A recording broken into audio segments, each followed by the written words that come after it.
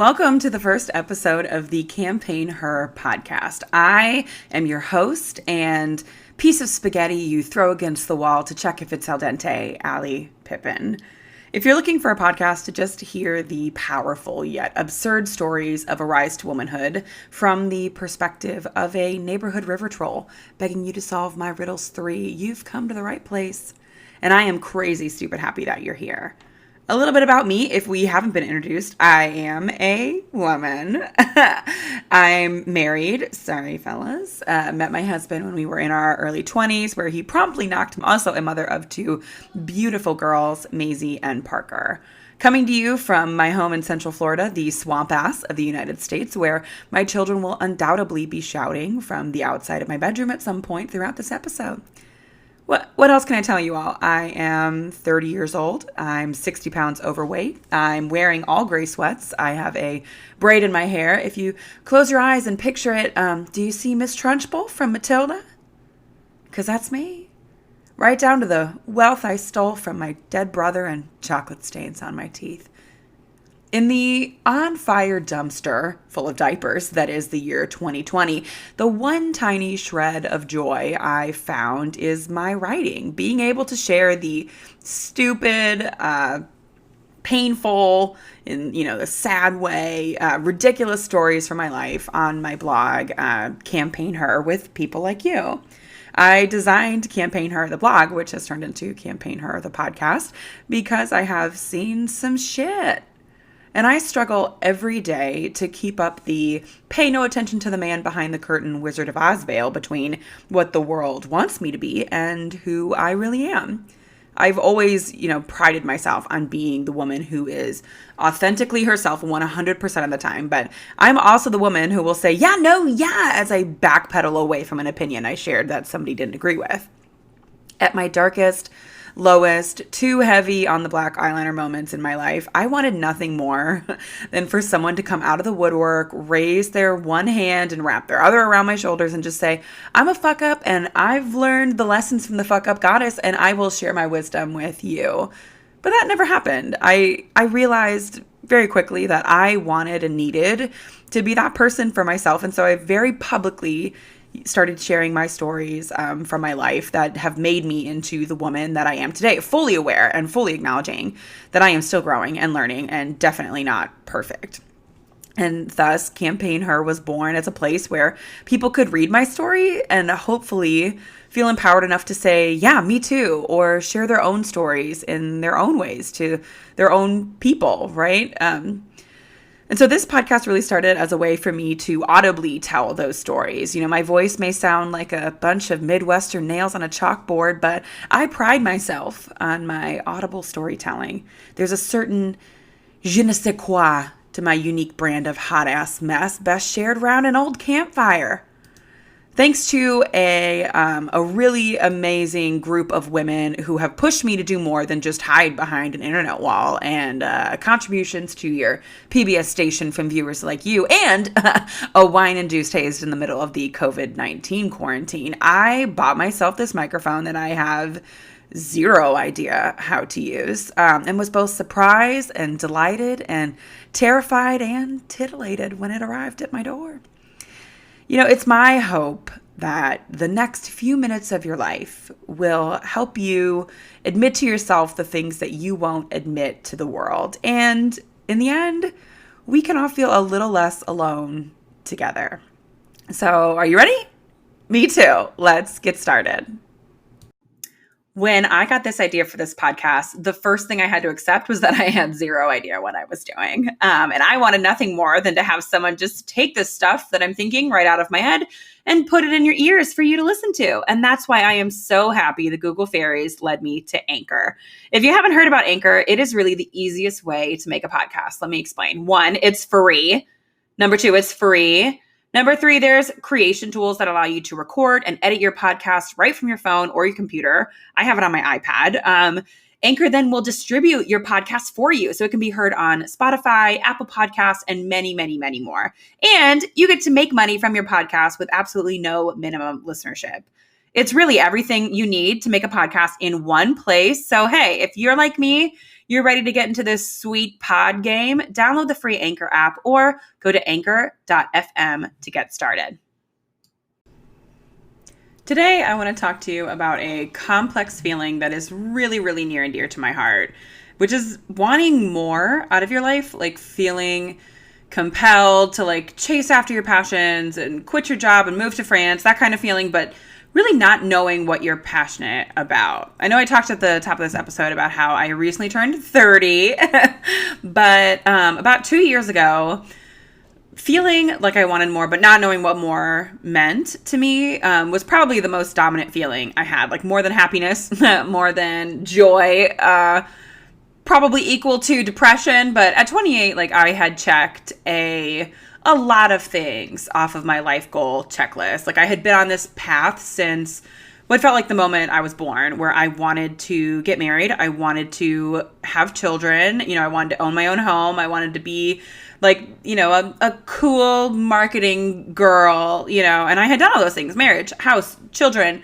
dog that was morbidly obese, but I was really, really proud of the work that I had put into my career, because when I got pregnant right into my 20s, like I was making minimum wage, like scraping for dollars. Like my husband and I lived in low income housing up until Maisie was born. Like I was very aware that I did not have enough money to take care of myself or the child I was growing inside of me. So I really like worked my ass off to get a quote unquote good job. Worked my ass off meant that my husband and I traveled cross country twice and moved cross country twice, from Florida to Indiana, Indiana to Florida. And I had always been fascinated with social media in college, but when I was in college, you couldn't major in it. It wasn't a career choice. And I remember even telling my advisor that I wanted to major in Twitter, and she laughed because she couldn't even fathom that as a career possibility, which is, to be fair, it wasn't. That was a time when like brands' social media strategy was like, hey, just like slap a QR code on these marchers in a parade shirts and everyone will know who we are. Like, so a career was completely out of the picture, out of the question. So I worked insanely hard to build this career in social media marketing at a time when that didn't exist. And there was not a moment where I wasn't like out of breath and perspiring from how hard I was just like hustling. So I ultimately achieved that goal and ended up working in social media, and not only working in social media, but working for my dream company. So I feel like I had reached the peak of the mountain. I was working at my dream job, exactly where I had saw myself all through college, with children, with a husband, with a house, like all these things. But like after being in that job for almost 3 years, I was starting to feel like really, really bogged down. And that's for a lot of different reasons, but the main one being the core problem of being a social media manager. And that is that everyone on earth thinks that they can do your job because they have Facebook installed on their phone, or especially older established executives see it as worthless because it's just so outside of what they consider traditional conversion marketing or customer service platforms. Case in point, I once had to go into a meeting with a senior vice president where I was asking for like a significant amount of money to fund headcount on my team. And I had to start the presentation with like a 101 class as to what Twitter was. Like I had to explain what a handle was and what a hashtag was. Things that are Googleable. That was my job. And at one point, this senior vice president, who I might add was likely making upwards of like $300,000 more than I was a year, said he would always call a hashtag a pound sign and he wasn't going to change with the times. And then he looked me dead in the eye and he said, so if I wanted to search you on the internet, I would just type pound Ally in my Twitter. Have you ever been in a room with people who make more money than you and have to kindly explain to those people who make more money than you that no one on earth should ever say pound anything, let alone pound Ally if your name is Ally, even if you didn't want to call it a hashtag, you rotting sack of bone dust? Basically, I realized that I had spent about 99% of my time in my dream job justifying to people who weren't on social media that me and my social media team deserved our jobs, and I was exhausted. And so there were a lot of reasons that went into the decision to leave this dream job that I had felt like I had worked my entire life for. That can't be summarized in generalizations, but I ultimately decided to try and find my dream at a new company. And I worked at that new company for about 1.5 years, but it was about a month into that new job, maybe more like 6 months, let's give it some grace period, that I realized that I didn't know if this was my dream. And these feelings of knowing I wanted more, but not knowing what more I could do, just completely took over me. And it all like came to a head this random Monday in August of 2018, and I just like sobbed on the way home from work. And I was sobbing so hard, I had to pull off into a combination KFC Shell Station rest stop on the Florida Turnpike. I had to like park in a little corner away from all these glaring eyes of strangers with their Mickey Mouse fanny packs, and I folded myself in half like a napkin and just scream sobbed as Africa by Toto played way too loudly from the speakers of my little car. And I mean like scream sobbed, like the world's ugliest crying. Okay, like snot, just, 90% of it is snot, and it's coming out of every orifice. Like the kind where you have to like fold yourself in half so your tears would just fall directly from your eyeballs into like your hands. And then, your makeup won't get all streaky, and then you can just walk inside the house and you can lie to yourself and everyone you love and say, my contacts are bothering me. That's why my eyes are red. And oh my God, Orlando, the pollen count is like so high, hence the sniffles. And just bury our complex emotions deep, deep, deep inside ourselves, where they'll ultimately fester and poison us to death at a young age. So when the subtle drums of Africa began playing through my speakers on this particular day, the song, which is one of my favorites and arguably the greatest song of all time, like in hindsight, I should have walked down the aisle to Africa by Toto. Anyway, it reminded me of the weekend before this scream sobbing incident when one of my best friends, Kate, got married. Now, Kate is one of my oldest friends. We have known each other since we were underclassmen in high school. We went to the same college. We lived in Germany together. We pledged the same sorority. And so her wedding was like lit. Like I had friends from my entire life there. Oh my God. At the wedding, there was this baked brie the size of my body. And I am a plus sized girthy woman. So that was like one hell of a brie. Okay. And me and my friend Lisa ate half of it. Like we guarded it like it was the gates of heaven. Okay. Like I think I bit a woman who got too close to it. But all of these good feelings and good cheese meant that I also enjoyed a few too many gin and tonics. And ultimately, all of that forced me, I was compelled by the law, to give my everything on the dance floor to Africa by Toto when the DJ started to play it. Just blessing the hell out of the rains down in Africa to anyone who would see. Like the kind of dancing where I'm definitely sure my Spanx were showing, and I'm like pretty sure a tit popped out, but I didn't care. Because when the DJ started playing Africa by Toto at Kate's wedding, I was just so hyped up. Like good feelings, good vibes all around, belly full of good cheese, all my friends from like my entire life there. Like guys, there was a moment where I was on my knees and I'm like water bending my sweat from my forehead onto the people around me. And it's a moment where I was the rain. I was blessing people in Africa, except Africa was the Indianapolis Public Library. Okay, and I was thinking all of these things when Africa by Toto came up on my drive home that Monday with the scream sobbing. And I was laughing and I was cringing at just the hot ass mess express that I was that evening of Kate's wedding. And I thought, when was the last time I felt this passionate about anything? And you know what, listener? I couldn't think of a damn thing. So as Toto started singing, "Hurry Boy, It's Waiting There for You," I had the slam into a wall realization, hit me like a ton of bricks, that I would spend every morning just laying in bed, trying to hype myself up to get out of bed.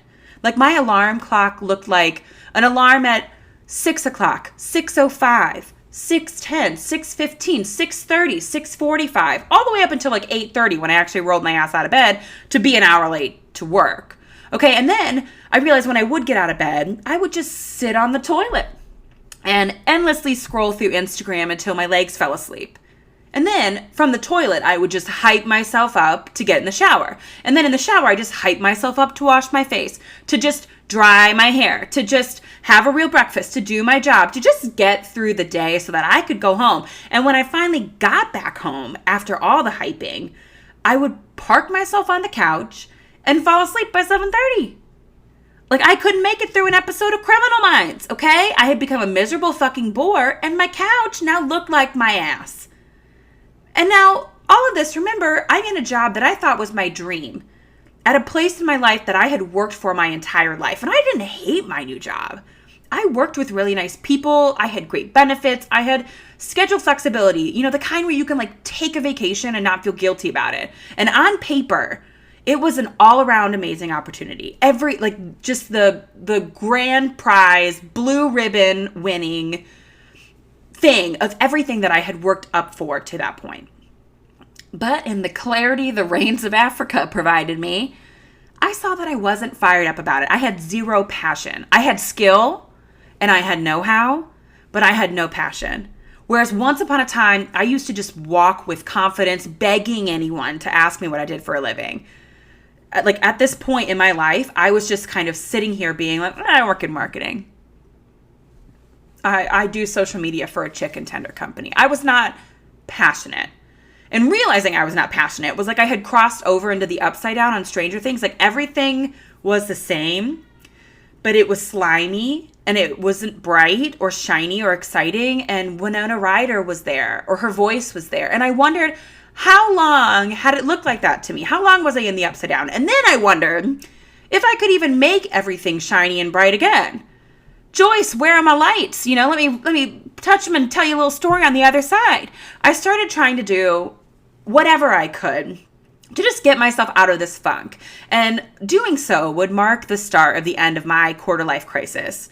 So I read self-help books and blogs about going after your dreams. I bought Hobby Lobby wood frames that said, reach for the stars and choose joy and find your why and wash your face, girl. But everything I found and read and bought and purchased was geared to women who already had dreams and whys and things they wanted in life.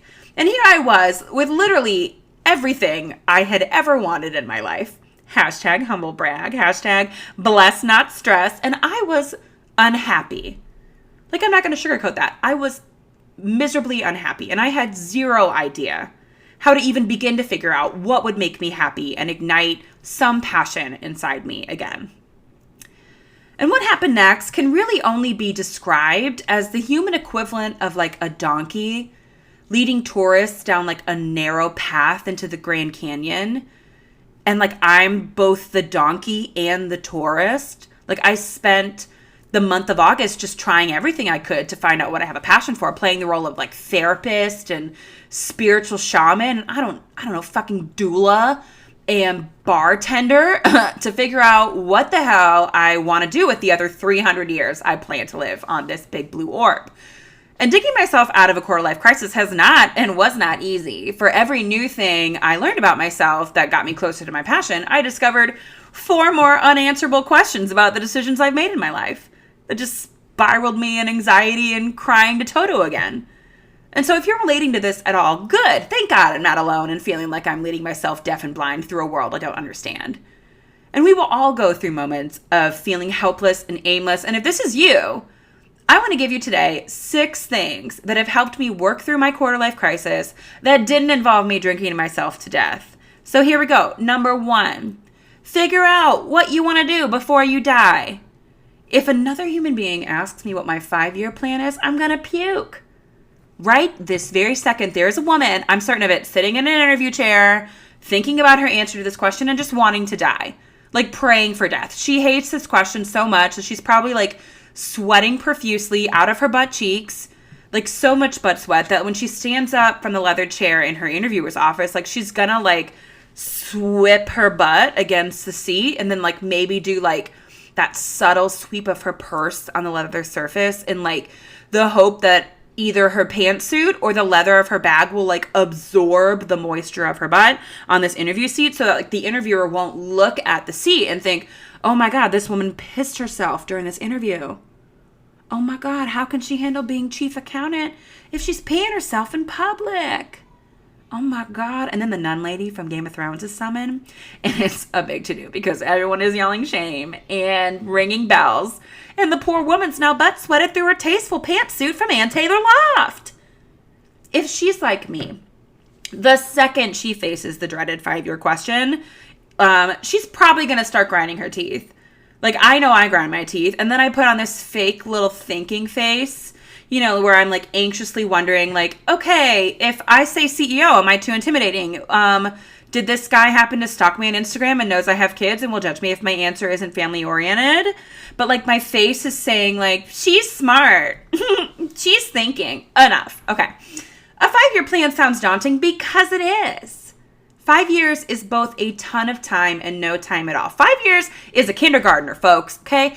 Battling my quarter life crisis, in the middle of this battle, I decided I would never again make a 5-year plan. Instead, I would sit down and write my bucket list, right? All the things that I wanted to do before I died. I listed places I wanted to travel to, Europe, Asia, Alaska. I wrote like big dreams, like getting an MBA and writing a novel and starting a podcast. Hey guys, a bucket list is designed to be a collection of things you do before you kick the bucket. And so when writing your own, you need to be asking yourself, what are the things I want to do before I die? What are my hopes, dreams, aspirations? If your bucket list in the end looks like this, like married by 25, buy house by 27, pregnant by 29 so I can have my baby by 30, scratch those off. First of all, make sure that you're not writing anything down on this bucket list that is an answer to the question, what does my mother expect me to do before she dies? No. Don't work off a checklist of milestones you're supposed to hit, please. Like, I am a firm believer that the minute you set yourself to dates and times for big moments in your life, you're going to set yourself up for disappointment. If those are things that matter to you, write own a house, find someone I can share my life with, have children. Those are bucket list items. Those are things you can work for without making yourself feel like crap if they take a little bit longer than expected or don't happen exactly as you want them to. Then once you write all your bucket list things down, read it again. What was the very first thing you wrote down or thought of? What was the first thing that made your stomach like fall into your butt because it feels the most impossible? What was your like write-off thing because you're already on your way or about to check off? Because those are the 3 things that you need to explore further. If you wrote run a marathon on your bucket list, and because you're registered to do one in like a month, good. That means that you've invested time and energy and effort into training and preparing for something that you are actually going to make happen. That, sister, is called passion and commitment.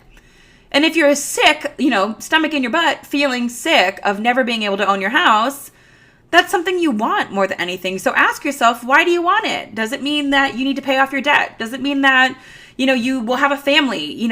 All those things, look at what your whys are. Find your why, okay? And use those to then figure out how you can push yourself further. Because the things that seem the hardest are the things that we want the most. So if we unpack the reasons why we really want them, then we can break those reasons down into smaller, digestible steps to find your passion, which brings us to number 2. Number 2 is to design goals to check them off. So now that you've got your bucket list, how you go about actually doing these things? In my quarter life crisis, I wrote these things down to writing. And honest to God, like when I was writing my goals down, I'm going to give the example of like getting my MBA down. I would write like these goals for getting my MBA. Number 1, find program. Number 2, take GRE. Number 3, apply to program. Number 4, start MBA. Number 5, graduate with honors. I was being like way too broad, point taking. The biggest problem with writing broad goals is that you're setting yourself up for failure because it could take you 6 months to complete your first task.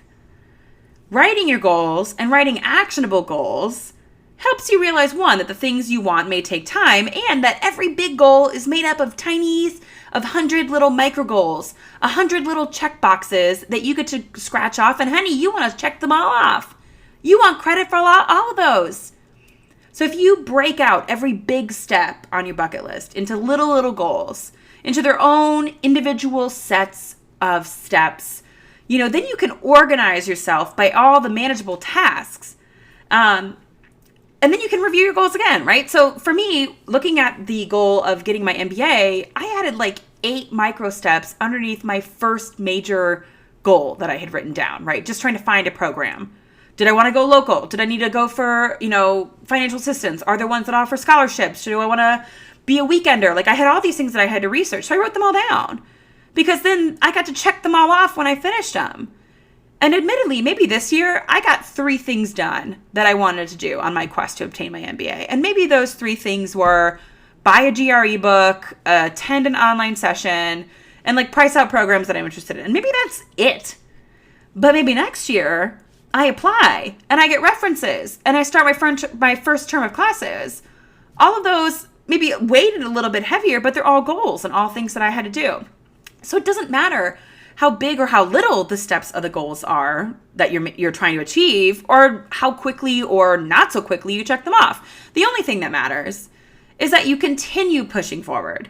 And I find having a literal roadmap of goals that you want to check off makes sure that you're spending your time in the best possible way. Number 3 is write a want ad. Do you guys remember the newspaper? God, what a time. What a time when we had ads in the newspaper. You know what? Actually, fun fact, I found out that my grandfather, when he got divorced from my grandmother, put a want ad in the Chicago Tribune that was like, Mary Richardson better come get her shit. It was the stupidest thing I've ever seen in my entire life. And I think my grandma is like a badass for putting up with that shit. Anyway, reminded me, when I was in pursuit of finding my passion, I went full Criminal Minds. Like, I was Sherlock Holmesing that shit. Okay, I was collecting evidence and building profiles and like putting on my sunglasses after saying a pun, and the music would go like, yeah! And then, I was like kicking down doors in my brain. I was yelling, FBI, hands where I can see them. There's just no area of my life that I didn't examine to try and find my passion. But I realized the space with the biggest opportunity for me was work and my career. So I decided to sit my ass down and write all the things that I wanted from my job, my 100% non-negotiables. And I promised myself and committed to myself that I would ask for those things that I wanted if I didn't already have them, or I would seek them out, in a new opportunity if I could. And so I really would love all of you to write your own want ad. Write one for work, the ideal spouse, your ideal self. Take it on a date. Tape it to your mirror. Oh my God, bring it to your interview. We all are supposed to believe that interviews are one-sided, but you're also interviewing your potential employer. If you ask a question about a priority of yours that's on your want ad and the answer you get is not good enough, ask more questions, or honey, leave the job on the table. If you don't find a job that doesn't meet all the things you want, don't take it. My personal work want ad included such highlights as wanting my work to mean something and make a difference. Not wanting to quote unquote just work, like loving my job so much it didn't feel like work. Flexibility to take time off without guilt, or work from home, or flex my hours. A job that forced me to be a storyteller because storytelling is where I shine. It was this want ad that ultimately led me to build the kind of space that I wanted for myself, but I will talk more about that in a minute. Now that my youngest has a snack, let's move on to number 4, educate yourself. Seek out opportunities to learn something new. You may find something that you're already really passionate about. What did I do to educate myself? I listened to podcasts. It's the thing everyone is talking about. Oh my God, hi, you're here. You are already on your way. You're so smart. Despite the fact that your cousin Jeffrey is begging you to listen to his pod about the connections between the Illuminati and gardening at night, the podcast world is filled to the brim with new fun facts and conspiracy theories to wrap your big, beautiful brain around. They provide you with new, fresh perspectives while opening you up to communities of people with similar interests. And whenever I'm feeling down, podcasts also bring me an immense amount of just soothing comfort. I listen to the 2-part conversation of Oprah's Super Soul Conversation with Maya Angelou whenever I'm feeling down, and it is just exceptional. If you need more recommendations on podcasts, you can always DM me on Instagram at Ally Pippin, and I'll share a favorite. And while you're at it, why don't you just like and subscribe to this one so you get all new episodes when they're out. All right, are you already 20 minutes into this and hate this already? Audiobooks are a great option for you too. All right, you could also take personality quizzes, find out more about you and your personality. I was having a quarter life crisis because I didn't know who I really was or who I wanted to be. And as a people pleaser to a fault, I tended to chameleon my way through professional relationships and mirror other people's behaviors. So I had to take several different tests. But the most impactful for me was the Myers-Briggs, which is also the most common personality test. If you've ever seen the 4 letters strung together and wondered if they were like a 4-digit combination to an elusive bar, that's the test. It's I personally am an ENFP, extroverted, intuitive, feeling, prospecting, also known as a campaigner. Campaigners embrace big ideas. They use their vibrant energy to forge emotional bonds with people. And the heart of a campaigner, and thus this CampaignHer, can be best described by this Uriah Mountain Dreamer quote. It doesn't interest me what you do for a living. I want to know what you ache for, and if you dare to dream of meeting your heart's longing. It doesn't interest me how old you are. I want to know if you will risk looking like a fool for love, for your dreams, for the adventure of being alive. And if you haven't figured it out already, the name CampaignHer is a not-so-subtle take on campaigner. Hear that? This test was so impactful for me, I built a brand around it. Number 5, asking myself these 7 questions. Take one of these questions each day for a week and really think about it. Think about it in the quiet as you wait for another meeting, on the toilet, before you go to bed. Noodle on each of these for at least 24 hours and take the time to write your thoughts down. Okay. Questions are, what did I love doing as a child?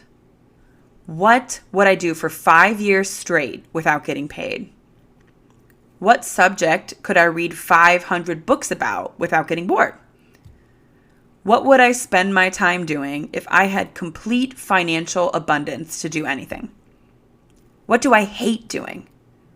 What am I just okay at? What am I passionate about? Chances are, as you think about these answers, you'll stumble across a few reoccurring themes. For me, mine was writing. Writing and storytelling were such common themes in this exercise that I realized that was what was missing from my life. The moments I was happiest were those where I was captivating an audience with my stories and my humor. That I found the most success within myself when somebody complimented me on my writing or was hanging on my words when I was speaking, telling a story. I realized that there were a lot of things that we as women have experienced collectively that none of us are really brave enough to admit. Times we've been shitty friends or sexually risque or angry or in the middle of a quarter life crisis. And I had all of those times. And in each of those moments of my life, I really felt just utterly alone. I did not feel like there was a space safe enough for me to open my mouth and admit feelings of inadequacy or depression or dissatisfaction without being seen as weak. But I realized through all of this work that I could be the person I needed and maybe that person for other people too. And so I started CampaignHer as a blog where I shared those stories. I detailed the difficult battle I was having getting over my high school boyfriend, the challenges my husband and I faced in our marriage, the time I got shat on in a Burger King play place, the good, the bad, the ugly, all the times I quote unquote swam through a river of shit most vile and came out clean on the other sides, both literally and figuratively. I can do that, a certified river troll begging you to answer her riddles 3. A woman, after too many gin and tonics, may dance too hard to Africa by Toto that her tip pops out. I can do that. And so you can too. Finally, let's move on to number 6, forgive yourself. After all of these steps, all of this research, exploring, learning, where do you think I am? Out of my quarter life crisis and living the hell out of my life? Not even close. I may have bitten through the 3rd mouth guard in a month because of my anxious teeth gnashing, but I have accepted that this is the journey that I'm just very excited to be a part of, if not see the end of. I don't like the end of the tunnel analogy, so I'll just say I feel like I'm at a very long buffet with the world's largest collection of cheese at the end. And I just need to make my way down the buffet line, pretending to be interested in a bunch of wilty ass salads. Maybe as I make my way down the buffet, I'll stumble across raw oysters or candied bacon, which are my favorite. Maybe some days the line will just stop completely dead as someone ahead of me dips their fried chicken into the chocolate fountain. But all I want is cheese. And the goddamn mother lode is just a little bit further down the line.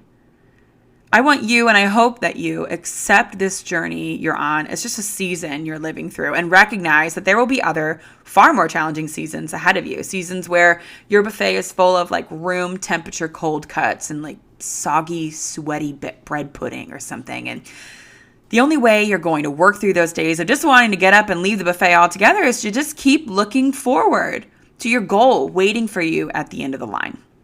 In other words, the only thing keeping you from crying in your car to Africa by Toto and busting out the freshest dance moves the Indianapolis Public Library has ever seen to Africa by Toto is the passion you commit to the moment you're in. And your passions are out there. You just need to start looking. Hurry, girl. It's waiting there for you. Thank you guys again for joining me for the first episode of the Campaign Her podcast. New episodes will drop every Thursday wherever you listen to podcasts. I encourage you to review and subscribe. Tell your friends. Share this with somebody who you think might need it. As always, if you want to read more stories from my ridiculous madness of a life, you can visit our blog at CampaignHer.com for more stories. I also encourage you to support the podcast with sticker purchases available on Etsy. You can search for the shop Campaign Her. There's also a link via our website at CampaignHer.com. And if you want more fun, you have suggestions for new episodes. If you want to send me your stories that are about your own hard things that you're dealing with as a woman, send them to hello@CampaignHer.com. Last but not least, don't forget to follow us on Instagram at @TheCampaignHer, or you can find me at Ally Pippin. Can't wait to talk to you guys all next week. I wish I had like a really cool sign-off line, but I don't. So get out there and, I don't know, have a vegetable. Take care of yourself. Love you.